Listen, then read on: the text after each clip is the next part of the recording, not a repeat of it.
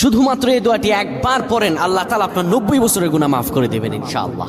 আপনার 90 বছরের গুনাহ মাফ হয়ে যাবে শুধুমাত্র এই দোয়াটি যদি একবার পড়তে পারেন। আপনার ভাগ্য খুলে যাবে, রিজিকে বরকত আসবে, মনের ন্যাক আশা পূরণ হবে, আল্লাহ আপনার সব দোয়া কবুল করে দিবেন। সুবহানাল্লাহি ওয়া বিহামদি। এত ফজিলত, এই দোয়াটা আপনারা শেয়ার করে দিবেন। এই যুবকেরা, আমল না করেও সওয়াব পাবা। তোমার একটি শেয়ারে, একটা বাটনে প্রেস করে তুমি সওয়াব পেয়ে যাবা। কারণ তুমি আমল না করো, অন্য কেউ যদি তোমার শেয়ারের বদৌলতে আমল করে, সওয়াব তুমি পেয়ে যাবা। নবীজির হাদিস।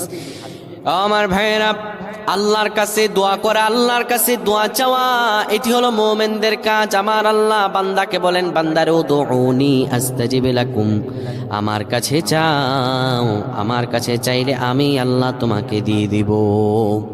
কেউ যদি একবারে দোয়াটি পড়তে পারে, দোয়াটি হলো রব্বি ইন্নী যালামতু নাফসি ফাগফিরলি। কেউ যদি এই দোয়াটা একবার পড়তে পারে, আমার আল্লাহ তাআলা তার 90